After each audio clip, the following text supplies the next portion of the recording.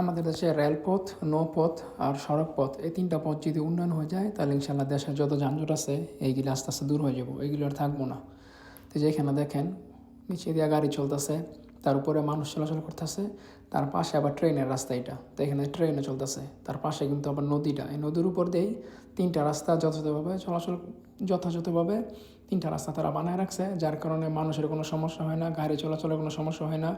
তারপরে যে নৌপথের মধ্যে আপনি দেখছেন বোটগুলো, ছোটো ছোটো জাহাজগুলো চলাচল করতেছে যাত্রী নিয়ে, তাদের কোনো সমস্যা হয় না। তার উপর তো আবার ট্রেনও যেতেছে, ট্রেনে যাওয়ার মধ্যে কোনো সমস্যা হইতেছে না। তো মনে করেন এরকম যদি আমাদের দেশে করে দেন, একটু অর্থ ব্যয় হইব, সময় ব্যয় হইব, কিন্তু সারা জীবনের জন্য আমাদের দেশে আর এই ট্রাফিক থাকবো না আর কি। যানজট যত আছে সব দূর হয়ে যাব। এখানে দেখেন শুধু খালি মানুষ চলাচলের জন্য এই ব্রিজটাকে বানানো হয়েছে। তাদের বাজেট অল্প বাজেটে করছে, অল্প খরচের মধ্যেই শুধু খালি মানুষ চলাচল করবে অথবা সাইকেল দিয়া পথচারীরা যাবে, যার কারণে এই ব্রিজটাকে বানানো হয়েছে। তো এখানে দেখছেন একবার থেকে আরেকবার মানুষ যেতেছে, একদম সেম আমাদের শীতলক্ষা নদীটাও এরকম। বাংলাদেশে আর অন্য ছোটো ছোটো নদী আছে, মেঘনা নদীর মধ্যে এরকম আছে যে আপনারা এই পার থেকে ওই পার শুধু মানুষ চলাচলের জন্য যদি এরকম অল্প বাজেটের মধ্যে করে দেন তাহলে ইনশাল্লাহ যানজট থাকবে না।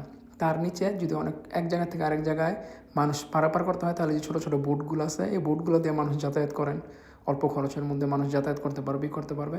তো এইভাবে আমাদের দেশের যত যানজট আছে এটা আশা রাখি ইনশাল্লাহ একবারে 99% বা 80% বা 50% ইনশাল্লাহ কমে যাবে। তো এত যানজট আর থাকবে না।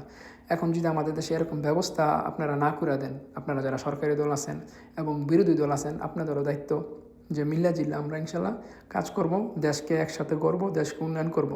সরকারি দল বিরোধী দল দোনো দল ইনশাল্লাহ মিললে এই কাজগুলো করতে হবে। যদি আমরা এই কাজগুলো না করি, জনগণের জন্য না করি, তাহলে তো শুধু দেশের এই যানজট এগুলো বললে তো হইব না। কাজের কাজ যদি করা হয় তাহলে ইনশাল্লাহ যানজট সব শেষ হয়ে যাব।